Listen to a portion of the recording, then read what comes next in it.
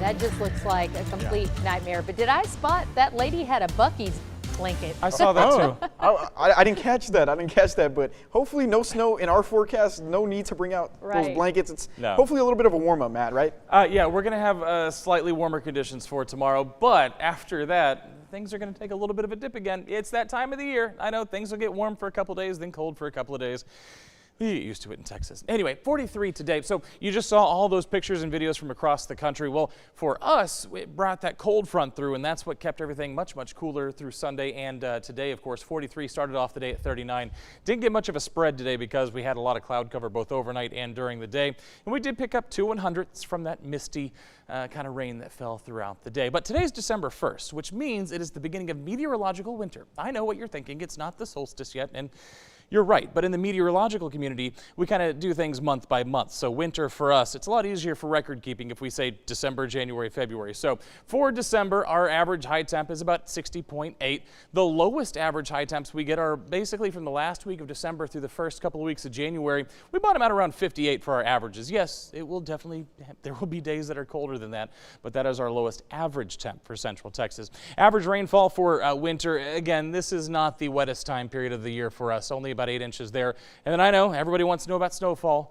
Our average snowfall for the winter is only about 4/10 of an inch, so don't get your hopes up too high there for any of that snow falling from the sky. So we'll keep an eye on it, though. Here's our outlook for this year. So obviously that was kind of our average expectation. This is our early outlook for this year. You can see our precipitation leaning a little bit below average for December, January, and February. So you saw it was about 8 inches, so would not be surprised if we got a little bit less than that as we head through the next few months here. Now remember, this is a very early outlook. This is not going to be the end-all be-all, but understand it is what our climate models are showing us early in the game.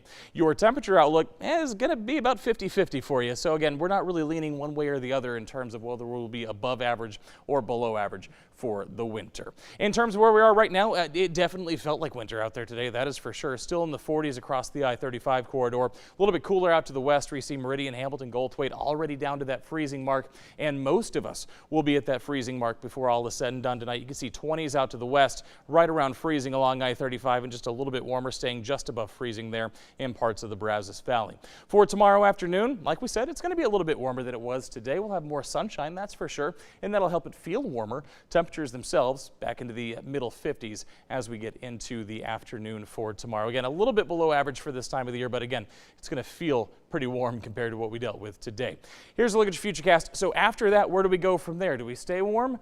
Unfortunately, the answer to that is not going to be a yes this time around, because we have another system that's going to start to push through, bringing us chances for showers as we head through the day on Thursday, and then another cold front on Thursday as well. Take a look at this, though. We're going to get some rain. Look off to the Panhandle. Parts of Oklahoma could be seeing snow from this system, but like we said, it's not going to be as bad as this past snowmaker. Just a little bit of extra snow for parts of the Midwest. And then as we head into Thursday, we keep those rain chances going, about a 30 to 40% chance each day there Thursday and Friday. Beyond that, things do warm up for us into the weekend. Take a look here. We get south winds back in the forecast. That means we're back into the 60s for Saturday and Sunday.